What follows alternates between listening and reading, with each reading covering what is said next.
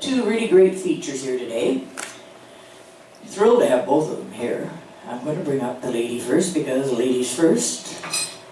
Jackie Carmichael, also known as Jacqueline Carmichael. She is workshopping her new novel, High Title, with the graduate program of the Writers Studio at Simon Fraser University. She lives in Port Alberni, and she's a 2016 grad of the Writers Studio. She is a long-time journalist whose work has been published in the Edmonton Sun, the Dallas Morning News, and Entrepreneur magazine. And she is the author of the Fab Job Guide to Become a Party Planner. I'm lousy at that, so I guess I better buy that, Jackie.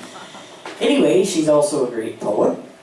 Please welcome Jackie Carmichael to the stage.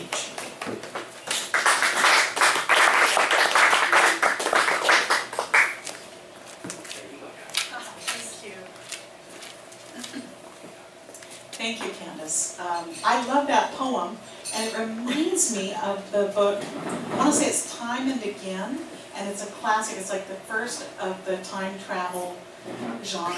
It's like this amazing book of Jack something or other that wrote it. But anyway, it's based on that premise that if you concentrate on something, you can actually get sucked into it.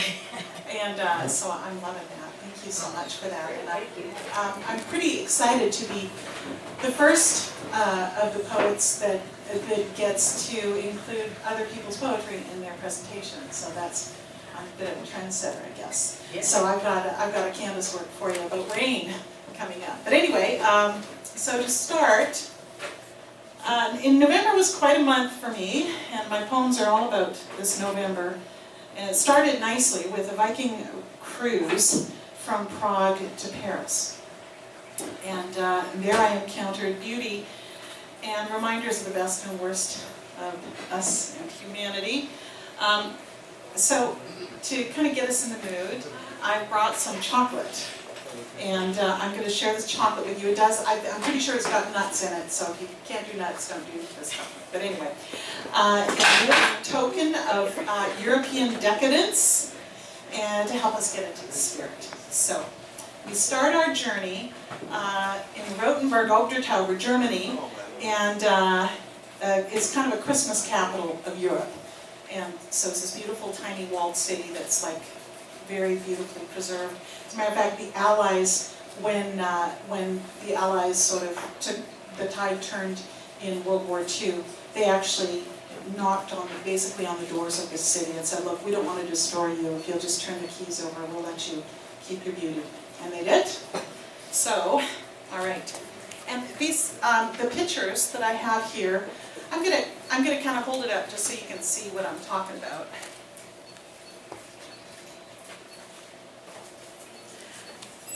So this is a street scene in Rothenburg, Obdertauber, and then this is Eric Trump meat cellar. No relation.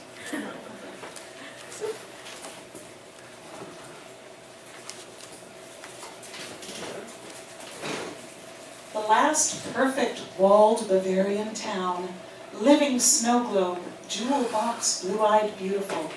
Heavy timbered houses with haylofts, massive wrought iron hinges. There. This, okay. Massive wrought iron hinges, character. Windows aglow with mechanized nutcrackers, suits of armor, lederhosen for playing, sound of music dress up. Eric Trump, meat cellar, with his ropes of tiny little sausages. He's adamant he is not related in any way to he who must not be named. He gets this question a lot. The Museum of Punishment and Torture, just up the street from the Nativity Emporium. A religious town, Christmas all year, pretty as a Black Forest clock. Love this town, but not like Hitler loved it. Back in the day, the Fuhrer drank it up in a highly ornate beer stein. Idyllic ideals raise a good Aryan boy. To the sound of oompa music, a different generation of town fathers expelled their Jews well ahead of schedule in 1938. Such expedience with role models.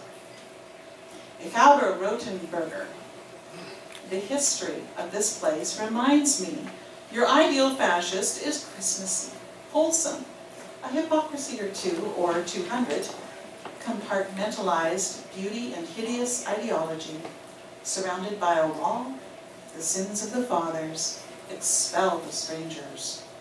Let's pick up something for the kids. I'm going to take you to Paris next.